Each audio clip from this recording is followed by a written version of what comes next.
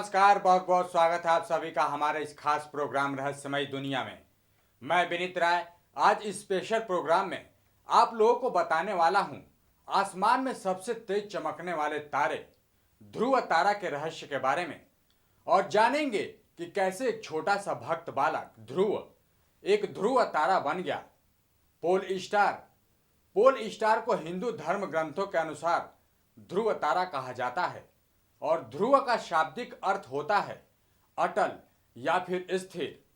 ध्रुव तारे के बारे में एक पौराणिक कहानी भी कही जाती है, और ध्रुव नाम के एक बालक पर आधारित ये कहानी आपने भी अपने बचपन में सुनी होगी कि कैसे एक नन्हा सा बालक तपस्या करके भगवान की गोद में जगह पाता है और वो अमर हो जाता है। मुझे ये कहानी मेरे दादाजी ने सुनाई थी, जो आज मैं आप लोगों से बांट रहा हूं। अब इस कहानी में कितनी सच्चाई है इसके बारे में कुछ भी कहा नहीं जा सकता है, और ये एक अद्भुत रहस्य बना हुआ है।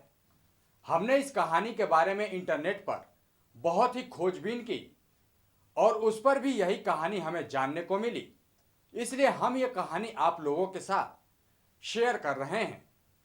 जबकि हमारे देश के आज के हर एक युवा पीढ़ी को ये जाननी चाहिए कि क्योंकि हमारे आंखों के सामने जो कुछ भी विद्यमान है, यानी हमें जो दिखाई देता है, उसके बारे में जानना बहुत ही जरूरी है कि ये क्यों है और कैसे है, क्योंकि यही तो जीवन है। तो चलिए बताते हैं आपको ध्रुव तारा की रहस्यमय कहानी के बारे में विस्तार से। जो भक्ति करता है वो उत्तम पदवी, मोक्ष तथा प्रसिद्धि को प्राप्त करता है।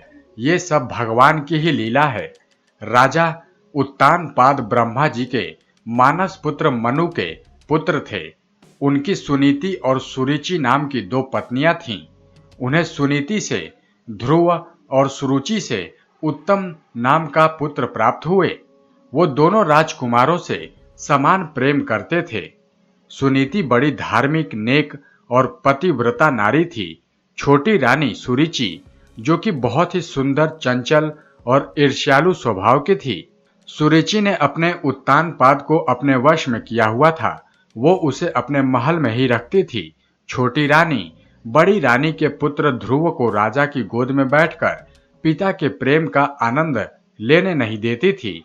ध्रुव हमेशा ये सोचते हैं कि जिस बालक को पिता का प्यार नहीं मिलता, उस बालक का जीवन अधूरा है।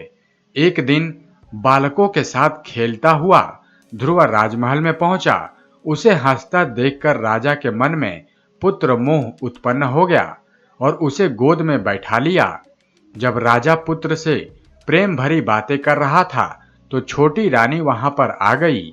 वो जलन के मारे वो अपने पुत्र को राजा बनाना चाहती थी। उसके मन में बहुत ही क्रोध आया। उसने जल्दी ही बालक को अपने हाथों से पकड़कर राजा की गोद से उठाकर कहा, तुम राजा की गोद में नहीं बैठ सकते, निकल जाओ।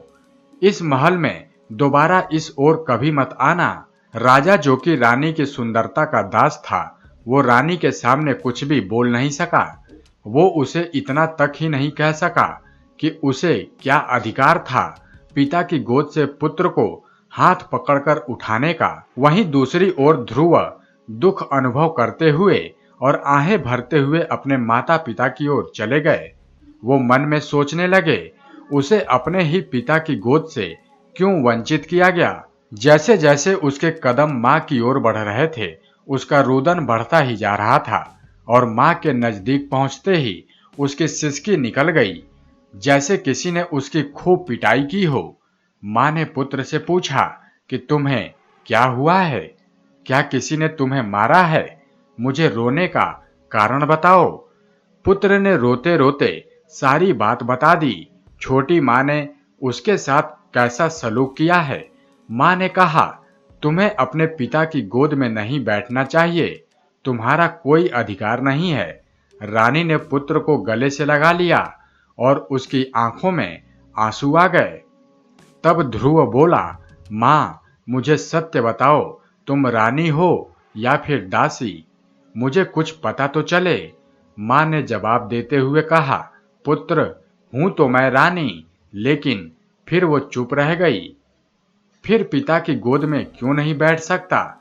माँ ने कहा, तुमने भक्ति नहीं की। भक्ति न करने वालों के कारण तुम्हारी ये दशा हो रही है। राज सुख भक्ति करने वालों को ही प्राप्त होता है। ध्रुव अधीर होते हुए बोला, माँ बताओ मैं क्या करूं जिससे मुझे राज सुख मिल सके। मुझे कोई राज सिंहासन से न उठाए और न ही कोई मुझे डांटे। 7 साल के पुत्र को माँ ने कहा, बेटा परमात्मा की आराधना करनी चाहिए जिससे कि राज सुख प्राप्त होता है। माँ का ये उत्तर सुनकर बालक ने कहा, ठीक है माँ, मैं भक्ति करने जा रहा हूँ। माँ को बहुत चिंता हो गई और वो बोली, तुम तो अभी बहुत छोटे हो और तुम्हारे जाने के बाद मैं क्या करूंगी? मुझे पहले ही कोई नहीं पूछता है। रात हो गई है। ध्रुव को नींद न आई। उसके आगे वो छोटी माँ के दृश्य घूमने लगे। वो बेचैन होकर उठकर बैठ गया। सोई हुई माँ को देखकर राजमहल त्याग देने का इरादा और भी पक्का हो गया। भयानक जंगल में वो बिना डरे चलते चले गए। शेर और बघेल दहाड़ रहे थे, लेकिन वो बिल्कुल भी डरे नहीं। उसका मासूम हृदय पुकारने लगा, हे ईश्वर, मैं आ रहा हूँ। मैं आपका नाम नहीं जानता। मैं नहीं जानता कि आप कहाँ हैं। वो थककर धरती पर बैठ गया और उसे नींद आ गई। जब आंख खुली तो सुबह हो चुकी थी। उसने पानी पिया और कहना शुरू किया, ईश्वर ईश्वर, मैं आया हूँ। आवाज सुनते ही नारद मुनि वहां आ गए। बालक ने पूछा, क्या आप भगवान हैं? नारद मुनि ने उत्तर दिया, नहीं, मैं ईश्वर नहीं। ईश्वर तो बहुत दूर रहते हैं। ध्रुव ने कहा, मैं क्यों नहीं जा सकता? नारद, तुम्हारी उम्र बहुत छोटी है। तुम राजा के पुत्र हो। मार्ग में भयानक जंगल है। भूत प्रेत तुम्हें खा जाएंगे। भूख प्यास, बिजली बारिश, शीत तथा गर्मी तुम्हारा शरीर सहन नहीं कर सकता। आओ मैं तुम्हें तुम्हारे पिता के पास ले चलूं। वो तुम्हें आधा राज दे देंगे। ध्रुव हंस पड़ा, आधा राज? अभी मैं परमात्मा के दर्शन करने जा रहा हूं। अगर दर्शन कर लूंगा, आधा राज तो क्या, पूरा राज जरूर मिल जाएगा। उन्होंने नारद से कहा, मैं जानता नहीं कि आप कौन हैं। आप मुझे परमात्मा की भक्ति से रोक रहे हैं तो आप मेरे दुश्मन हैं। आपके लिए केवल यही अच्छा है कि आप यहाँ से चले जाओ।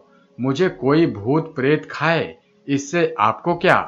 बालक के इस दृढ़ निश्चय को देखकर नारद जी ने उपदेश दिया, ठीक है, तुम कोई महान आत्मा हो, इसलिए ये मंत्र याद कर लो। कोई विघ्न नहीं पड़ेगा और तुम्हारे सारे कार्य पूरे होंगे। और नारद भगवान ने मंत्र बताया, ओम नमो भगवते वासुदेवाय नमः। और आंखें बंद करके केशव कलेश हरि हरि का ध्यान करते रहना। दूसरी ओर माँ सुनीति जाग गई। जंगल में शोर मच गया। माँ की आंखों के आगे अंधेरा छा गया। राजा को छोटी रानी ने यह कहकर रोक दिया कि जरूर बड़ी रानी ने कोई चालाकी की होगी। ये सुनकर राजा रुक गया। उसी समय नारद जी आ गए। नारद जी ने बताया कि आपका पुत्र खोया नहीं है। वो तो तपोवन में जाकर भक्ति करने में लग गया है। नारद ने राजा से कहा, हे राजन, उस मासूम का हृदय दुखाकर आपने बहुत बड़ी भूल की है। ये सुनकर राजा बहुत ही लज्जित हुए। उन्होंने नारद मुनि से कहा, आप उसे वापस ले आएं, मैं उसे आधा राज दे दूंगा। लेकिन मैं ये नहीं देख सकता कि मेरा पुत्र भूख प्यास से मरे। नारद ने उत्तर दिया कि वो आएगा नहीं, वो जरूर तपस्या ही करेगा। उसके बाद नारद जी माँ सुनीति के पास गए और ये कहकर हौसला दिया कि हे रानी, आपकी गोद सफल हुई। वो चिंता न करें, आपका पुत्र महान भक्त बनेगा। राजा भी जंगल में उसे लेने गया, लेकिन वो निराश होकर वापस लौट आया। राजा के जाने से ध्रुव का विश्वास और भी पक्का हो गया कि भक्ति करना बिल्कुल सही है। इंद्र देवता ने माया के बड़े चमत्कार दिखाए और आखिरी में एक राक्षस को भी भेजा। उसने अंधेरी बारिश, ओले, वृष, गुराए और धरती को हिला दिया, लेकिन ध्रुव अडिग रहा। उन्होंने इंद्र को भी भयभीत कर दिया। इंद्र विष्णु भगवान के पास आए और कहने लगे, प्रभु, ध्रुव तपस्या कर रहा है। इंद्र की बात पूरी भी नहीं हुई, लेकिन भगवान विष्णु सारी बात समझ गए और कहने लगे कि उसकी इच्छा तुम्हारा राज लेने की नहीं है, वो तो अपने परमात्मा का ध्यान कर रहा है।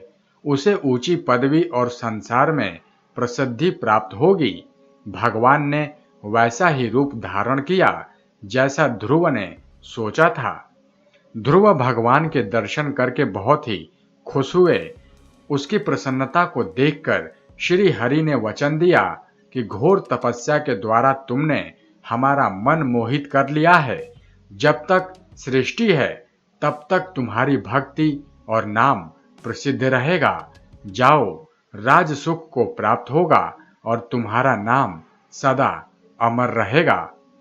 ये वरदान देकर भक्त को घर भेजकर भगवान विष्णु अपने आसन की ओर चल पड़े।